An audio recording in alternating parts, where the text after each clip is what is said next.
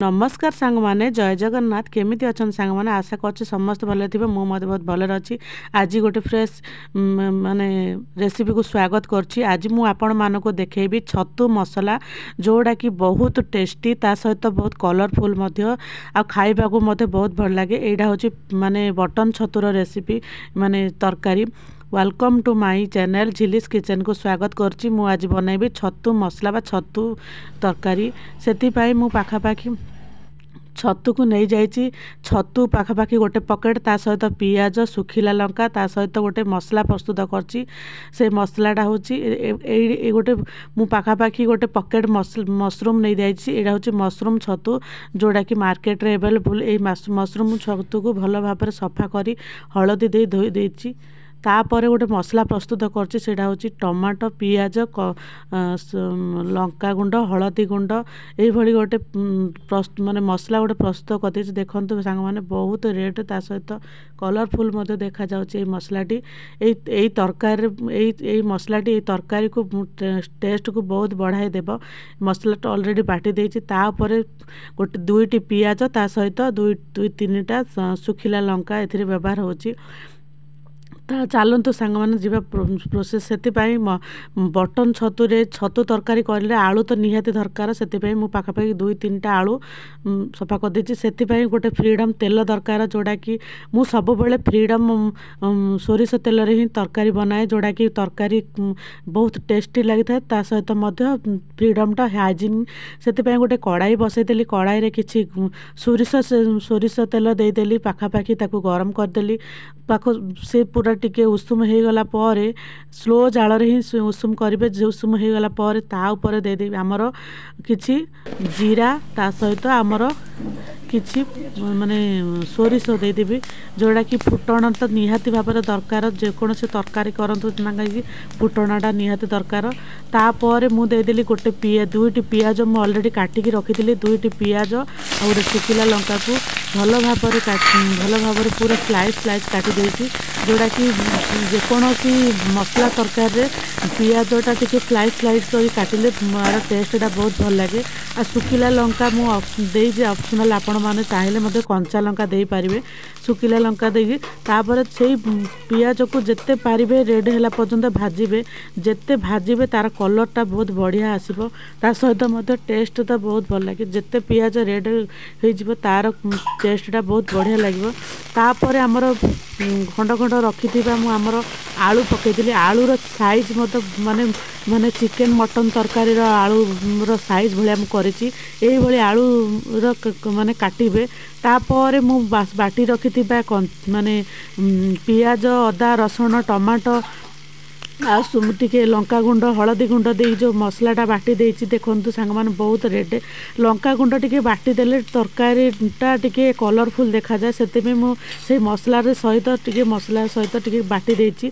देखंतु पाखापाखि मसला को भल भाबरे कसिबा जिते पारिबा ए मसला को कसिबा। मु आगरु आलू भाजिलिनी सांग माने एइथिरे ही से आलू भल भाबरे भाजी हे जिवो। आगरु किछि भाजिबा दरकार नै। चाहिले मध्ये आपण माने भाजी पारिबे किंतु मु एइथिरे डायरेक्ट एपटे एमती करदेली जोड़ा कि तरकारी की मते बहुत टेस्ट लागिबो। सेमती किछि लागिबो दरकार पड़ले आपण माने मध्य आलू को मते सिजेइले मध्य हेबो। सिजेइले आ टिके तरकारीटा टिके मोटा आसीबो।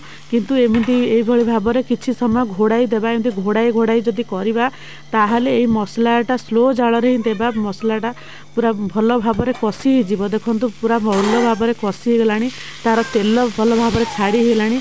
एमिति रे तो आलू भल भाबरे तो एइथिरे मसला कषा भितर ही आलू भल भाबरे सिझी जाउची।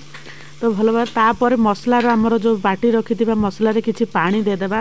पानी दे दे पुणी आउधरे कसिबा जे पर्यंत आमर अदा रसुण पियाज टमाटर कंचा स्मेल न जाइछि से पर्यंत एमिति आमे भाजुथिबा। जे पर्यंत भाजिला पर तार गोटे अलगा गोटे बास्ना आसीबो। तापर किछि गोटे हाफ चामच टिके लूण पकाई देबा। स्वाद अनुसार लूण पकाइबा आपणकर छतु को देखिबे स्वाद। तापर किछि गरम मसला गुंड पकाई देबा। गरम मसला गुंड पकाई ताको एपट सेपट करी भल भाव भाजी देबा।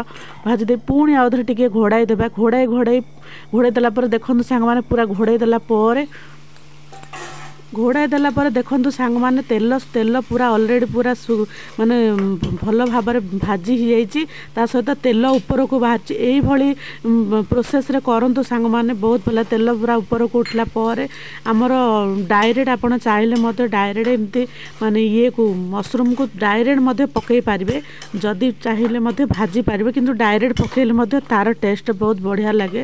ତ ଚାହିଁଲେ ମଧ୍ୟ ଏମିତି ଡାଇରେକ୍ଟ କରିପାରିବେ। ଦେଖନ୍ତୁ ଡାଇରେକ୍ଟ ପକାଇ ଦେଲା ପରେ କିଛି ସମୟ ଏମିତି ଘୋଡ଼ାଇ କରିବେ, ତ ଦେଖିବେ ଛତୁଟା ପୁରା ଦେଖନ୍ତୁ ଛତୁଟା ଘୋଡ଼ାଇ କଲା ପରେ ଛତୁ ପୁରା ଅଲରେଡ଼ି ସିଝିବାକୁ ଲାଗିଲାଣି, ପାଖାପାଖି ଛତୁ ହେଇଗଲାଣି, ଏବେ ଅଧା ଅଧି ହେଇଗଲାଣି। ଯଦି ଆପଣମାନେ ଚାହିଁଲେ ମଧ୍ୟ ଏଇଭଳି ଷ୍ଟ୍ରକ୍ଚର ରଖିବି, ଏଇଭଳି ମସଲା ରଖିଲେ ବି ମଧ୍ୟ ଚଳିବ। ଯଦି ଚାହିଁବେ ମଧ୍ୟ ପାଣି ଦେଇପାରିବେ, ଯେତେ ପାରିବେ ଯେପର୍ଯ୍ୟନ୍ତ ଆମର ଛତୁର ପାଣି ମାନେ ଶୁଖିନି ସେ ପର୍ଯ୍ୟନ୍ତ ଆମେ ମସଲାକୁ ଏମିତି ଭାବରେ କଷିଦେଲା ପରେ ଆମେ ଏମିତି କଷି ପୁରା ତାର ପୁରା ତେଲ ଅଂଶ ଯେମିତି ଉପରକୁ ଉଠିଲା ଭଳି ସେଇଭଳି ଭାବରେ ଏମିତି କଷୁଥିବା। ଦେଖନ୍ତୁ କଷିଲା ପରେ ଫାଇନାଲି ତାର କେତେ ସୁନ୍ଦର ଗୋଟେ କଲର୍ ହେଇଯାଇଛି।